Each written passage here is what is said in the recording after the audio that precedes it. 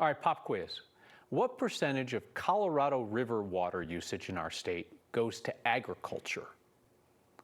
I would have guessed like 50%, and I would have been very wrong, because farmers, ranchers, and other ag users make up 90% of that Colorado River water.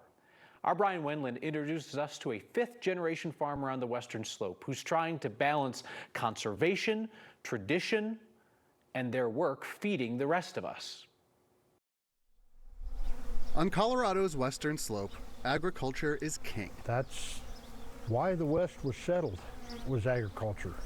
Tiny little seed. Troy Waters is a fifth-generation farmer in Fruita. As the Southwest gets drier, he worries the family business might not make it to a sixth. I think maybe I'm going to survive, maybe make it through the end, but I don't know if my son will be able to. Troy's been growing drought-resistant crops long before water conservation was in the mainstream.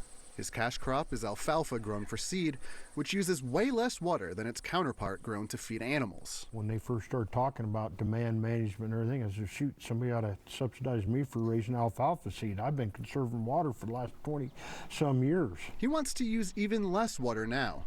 Troy's just started experimenting with Camelina. There's two major companies. One of them's backed by ExxonMobil and the other one's backed by Shell Oil, that are looking in to start making fuel out of this crop. Jet fuel, to be specific. Troy says Camelina uses a third of the water most crops on the Western Slope need. You could plant it in the fall, irrigate it one time.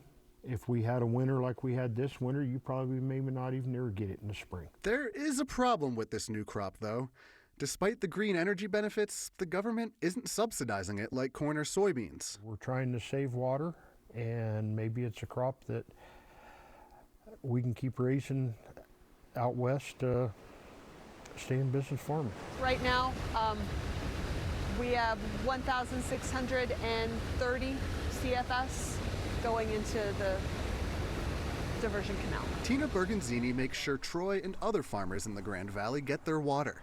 She's the Grand Valley Water Users Association's general manager. We have a 55-mile-long canal. It's the Government Highline Canal.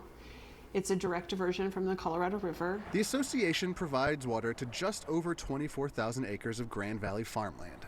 It encourages farmers to plant drought-resistant crops and work with what the river can provide. I would really like our urban neighbors to understand that we really care deeply about the river, about the environment, the inhabitants of our river, and the sustainability of the river. Still, it'd be easy to blame agriculture for the situation we're in on the Colorado River. Domestic use doesn't even make up 10% of the state's water consumption.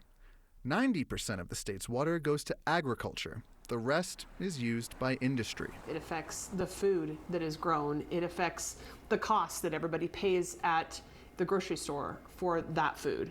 You know, there's a lot of effects to not managing the river properly. And so, yeah, you know, farmers, they grow food, but they care deeply about the source. I know we got the majority of the water and we're using the majority of the water. We're also feeding this nation. The only way this is going to work is we all do it together. If we don't work together, Troy worries, it's only a matter of time before the government steps in. I'm afraid that what's going to happen is demand management, system conservation, whatever you want to call it, is the first step to buy and dry. Because at the end of the day, water follows money. And if that happens, water bills go up, food becomes more expensive, and this fifth-generation farmer won't be able to pass his passion onto a sixth. I don't know what's going to happen. It's scary. It's flat out scary. I know one thing, I'm going to stay in the battle and keep fighting and try to keep agriculture alive out west, but we'll see what happens.